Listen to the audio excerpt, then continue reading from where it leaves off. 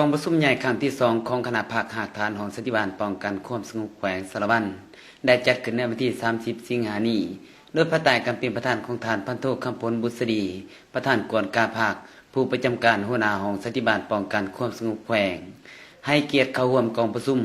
โดยฐานพันเอกศรีเสริฐสอนนารารักษาการหัวหน้ากองบัญชาการป้องกันความสงบแขวง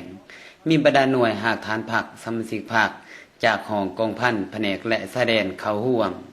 กองประชุมได้เอกภาพกันหับห้องเอาบทงานการเมืองที่ประธานกวดกาหากฐานภาคได้สรุปติดค่าบรรดาผลสำเร็จในการจัดตั้งปฏิบัติมติกองประชุมใหญ่ครั้งที่1ในระยะ5 ปีผ่านมา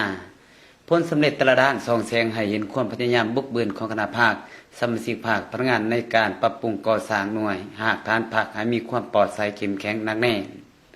ในนั้นโดยถือเอาการศึกษาอบรมการเมืองแนวคิดเป็นโกเบียกงานวิชาเฉพาะเป็นใจกลาง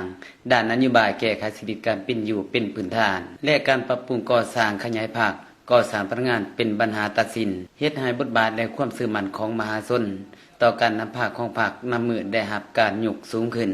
พร้อมเดียวกันนี้ผู้แทนกองประชุมยังได้ประกอบคำคิดเห็นค้นคว้าวิธีการและมาตรการแก้ไขจุดอ่อนของโครงข่ายที่เคยมีให้เบิดไปและได้เป็นเอกภาพหับห้องเอาทิศทางแผนการที่เป็นขาดหมายสูงสุดในการสร้างหากฐานผักเป็นหากฐานปลอดภัยเข้มแข็งดังแน่นนับแต่ปีนี้ถึงปี 2025และจะมีการเพิ่มทวีเกี่ยวกับการปรับปรุงก่อสร้างภาคให้ได้หน่วยและหากฐานผักเข้มแข็งหูน้ำผ้าหอบด้านให้ได้80 ส่วนห้อยสมาชิกภาคแข็งให้ได้95 ส่วนห้อยกองประชุมได้ปอนบัตรเลือกเอาคณะภาคหากฐานสุดใหม่โดยมีผู้สมัคร7 สหายเลือกเอา5 สหายซึ่งกองประชุมครั้งปฐมฤกษ์ของคณะภาคหากฐานของสันติบาลป้องกันความสงบแขวงสารวัตรครั้งที่2ได้เป็นเอกภาพการเลือกเอาท่านพันโทบุญสุมสุทธิจักรเป็นเลขาคณะภาคหากฐานพันโทคำพลบุษดีเป็นห้องพันตรีแอสมพงษ์พรหมวงศาประธานกฎกาพันโทไพเพชรสุริยะวงศา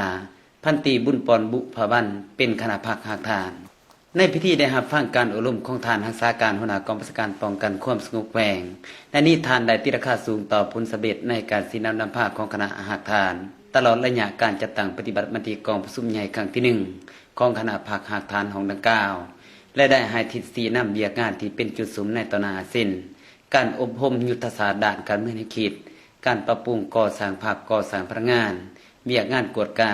เบียกงานปรับปรุงกงจากการจัดตั้งคันแผนกหน่วยงานและบรรดาสายแดนโดยเฉพาะนิสัยบุคคลหน่วยและสมาชิกภาคให้มีความโปร่งใสเข้มแข็งหนักแน่นสืบต่อค้นคว้ากำเนิดแนวทางกฎหมายวินัยของกำลังป้องกันความสงบอย่างลึกซึ้งและจัดตั้งพันขยายเนื้อในจิตใจมติกองประชุมใหญ่ครั้งที่2ของตนวางออกให้ปรากฏผลเป็นจริง